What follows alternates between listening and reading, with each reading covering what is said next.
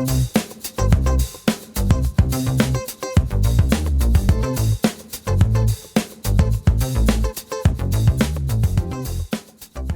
and welcome to a very special show that we have for you. I'm joined by a very special guest indeed, in Dibyadeep, and we're going to go through what the East Bengal Mohun Bagan rivalry really means in today's context. How are you, Dibyadeep, and how are you feeling on the eve of this derby? Very excited as the people of Bengal, because this rivalry is deep rooted into not just football but into sense of identity that has divided people on multiple grounds, not only football but music, but and even as far as the choice of your fish.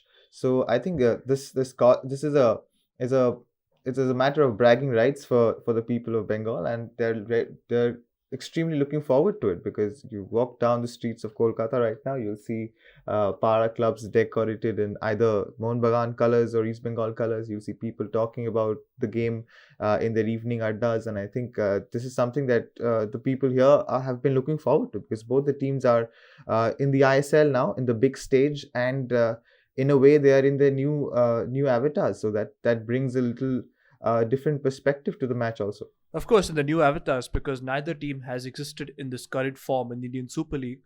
So it is probably one of the first of many derbies that we'll get to see. And I'm sure kids down the years, maybe 20 or 30 years later, will look back at this moment and think about how this kind of changed the fortunes of their club heading into their new avatars, like you mentioned. But also the Kolkata derby, or you said it's called the Boro match in Bengal, or the big match. This is a fixture that has been ingrained in Indian football history, and not just for footballing reasons, but also historical reasons. You know, you had the colonial times when Mohun Bagan was founded as one of the world's oldest clubs, and then you had East Bengal coming along. And you actually did mention to me that a few East Bengal players played for Mohun Bagan in those times, which is kind of funny because a lot of players currently in both squads have played for either team. Absolutely, and that is something that has happened over the years. Actually, if you look at Baichung Bhutia has played for both sides, Sunil Shetty has played for both sides, Ranidhi Singh has played for both sides. Now the assistant coach Robbie Fowler in East Bengal. So yes, the transfer of players between both the clubs is something that is very constant. You actually come to Calcutta and you talk to people who have played football, and you talk to a fan, and if he says that you have played East Bengal and Mohun Bagan, both the clubs, then you're regarded as a player of high caliber. So that is the perception here. But again, going into the long term, this both the clubs in the new stage of the ISL. Again, this is something that is a one-off occasion. Doesn't matter which position in the league they are, and it's East Bengal's first game, so they'll obviously be looking to get 3 points. And I think this also gives an opportunity to the public, or to the new fans of the ISL, to somehow, who usually go gaga over the European derbies of the El Clasicos, the Old Firm derbies, the Manchester derbies, the Manchester Liverpool affair, Merseyside derbies. So they have an opportunity to understand how big this game is in the context of all the derbies that are played out across the world. And I think that will be a little mild affair, with the exception of the fans, because the fans actually make it a larger than life occasion. Of course, they do. And I wanted to elaborate on that a bit because for a game that is the first, and we've mentioned that it's the first in the Indian Super League history, how much does it mean to the fans? As in, is it the first of many, or is it the only game that matters? Let's say for fans, this is the one game that matters, because this means that you have the bragging rights over the other for the rest of the season.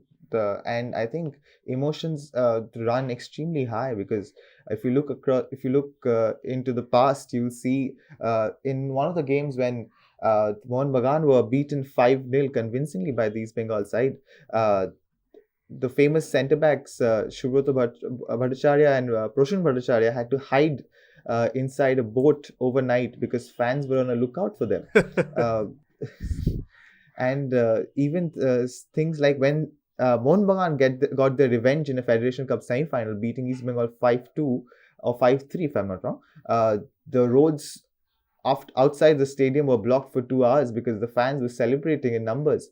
So emotions here have the sky is the limit for them.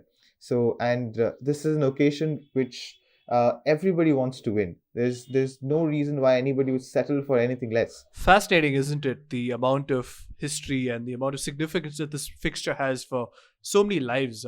We haven't seen anything like this in Indian sport, I'd say, that actually grips these people to.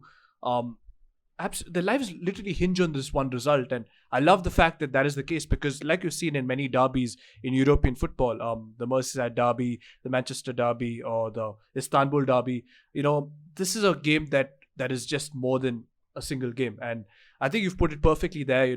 Players hiding in boats or players unable to get out of the ground after a game. This is different because now you don't have fans in the stadium. And does that play a significant part? We've had both coaches, Robbie Fowler and Antonio Habas, coming out and saying that they're not getting carried away with any emotions.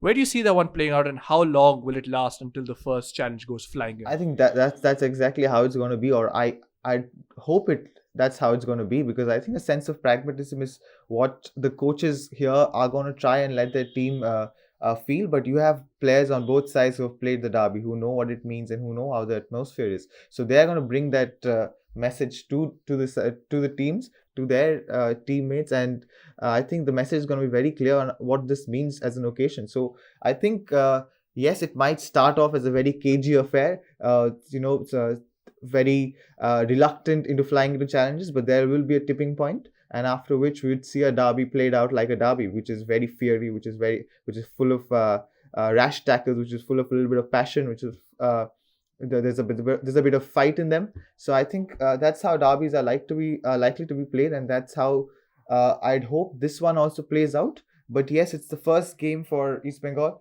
It's also one of the first games for ATK, and I think there might be a little bit of pragmatism here, but as a fan, you wouldn't want to see that. Well, I fail to believe Robbie Fowler when he says that he's going to be restrained in his technical area during the game, because for a man who's had many moments in the Merseyside derby over the years, and even in his short managerial stint has had many altercations with opposing managers and players, I fail to see him keeping his emotions in check.